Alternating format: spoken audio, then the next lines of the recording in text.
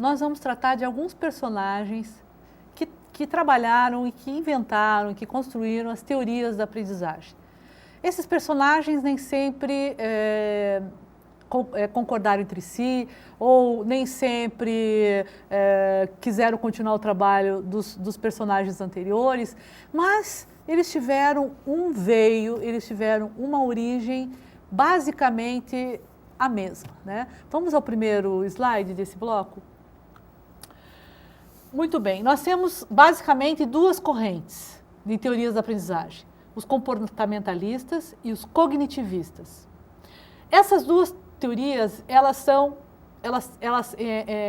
organizam diferentes modelos de ensino e de aprendizagem. Por que elas foram construídas? Em primeiro lugar, elas foram construídas para interpretar áreas do conhecimento que a gente chama de aprendizagem. Muito bem.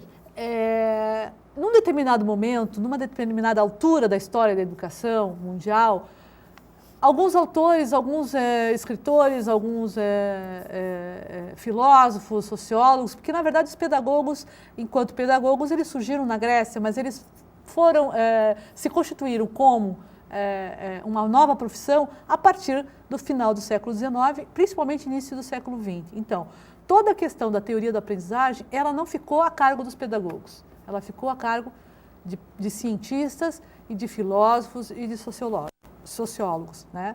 Muito bem, essas teorias foram inventadas justamente para contrapor as questões anteriores. O que dominava anterior ao final do século XIX? A escolástica. O que era a escolástica?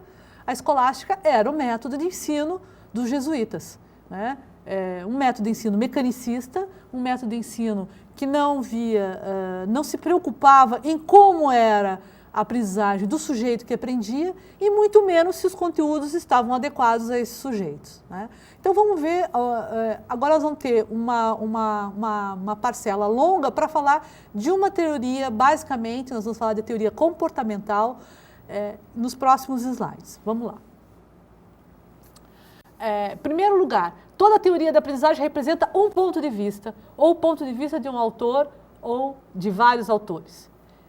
Importante saber, elas mudam com o tempo e dependem de fatores sociais, políticos, culturais e econômicos de uma determinada época. Um autor, ele realmente pega o que o autor anterior, por mais que ele diga, eu estou contrapondo ao autor anterior que falou sobre tal coisa.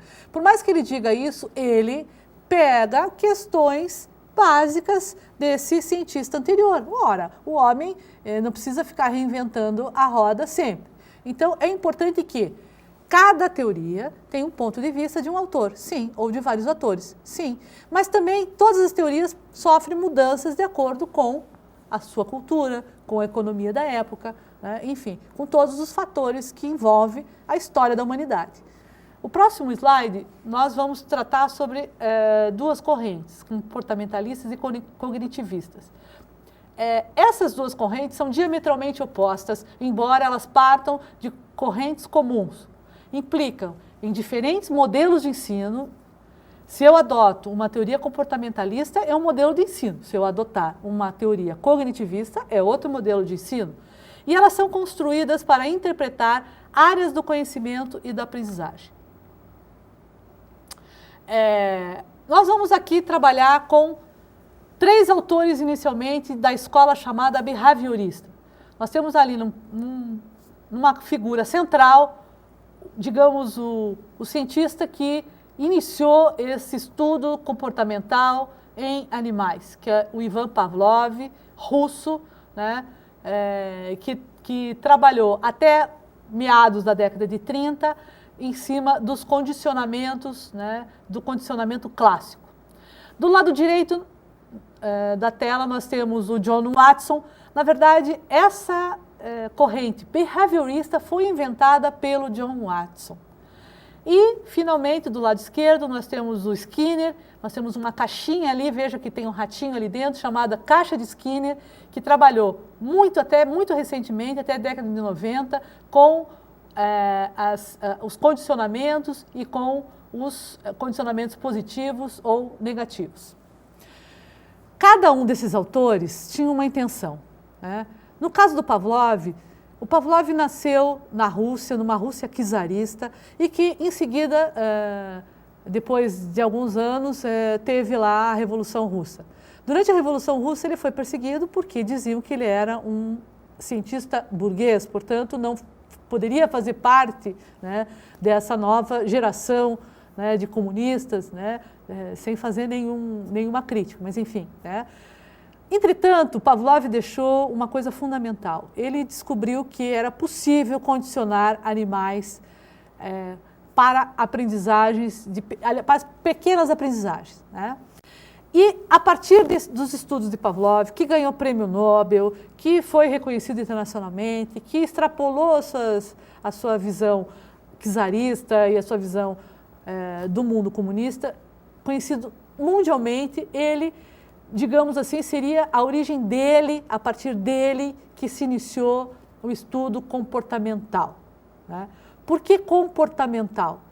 Porque a partir de Pavlov é possível entender que existe possibilidade de mudança de comportamento. Até o final do século XVII, final do século, principalmente na Baixa Idade Média e na Alta Idade Média, se acreditava que o homem nascia, né, pau que nasce torto, morre torto, né? A partir de alguns estudos, especialmente estudos, no caso, Pavlov era cientista, era médico, ele não era pedagogo, ele não estava ligado à educação, ele provou que era possível mudanças de comportamento, né? Então, vamos para o próximo slide. Muito bem, Pavlov colocou o seguinte, que toda espécie animal, e no caso dos homens, eles podem responder aos estímulos do ambiente de forma incondicionada.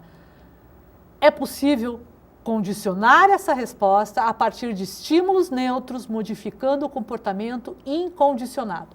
O que é um comportamento incondicionado? É aquele comportamento que, basicamente, os seres humanos não aprendem. Nascem como fome, como dor, como estímulos neurológicos básicos, né? Enfim, esses são estímulos incondicionados. Mas o Pavlov disse, não, é possível condicionar esses estímulos, né? É possível colocar estímulos neutros, né, e condicionar esse estímulo incondicionado. Vamos ver o que ele fez. Os estímulos neutros passam a ser estímulos condicionados. Como é que Pavlov colocou? Enfim, um estímulo incondicionado do ambiente gera uma resposta incondicionada, isso é óbvio.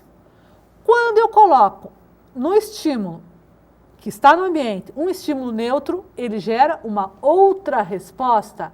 Esta resposta deixa de ser incondicionada e passa a ser condicionada. Que experiência Pavlov realizou nisso? Realizou a salivação com o cachorro. No momento em que ele apresentava uma carne, um petisco para o cachorro salivava. E ele dava o petisco. Olha, isso é um condicionamento incondicionado, uma reação e uma resposta incondicionada. Não há necessidade de aprendizagem para isso. Ele sente o cheiro, né? O cheiro é inato nesse animal, muito desenvolvido, sente um pedaço de comida e ele começa a salivar. A partir do momento em que ele apresenta o alimento e não dá para o cachorro saliva, não tem a resposta. Novamente, apresenta, não tem a resposta. Apresenta, não dá. Quando Pavlov começou a dar os seus alimentos, à medida em que ele considerava, né, que seria para ele um elemento condicionado, né, isso passou para Pavlov a ser um estímulo condicionado. Então, o animal só vai salivar quando ele der esse alimento. O que fez, então, o Pavlov? Colocou um alimento, a resposta imediata incondicionada, salivação. Alimento, bi, uma campainha, uma sineta, ele salivava. Campainha, sem alimento, o animal passava a salivar. Isso quer dizer, Pavlov provou e realmente depois, em condições humanas, que era possível transformar um conhecimento inato em um conhecimento condicionado. Obrigada.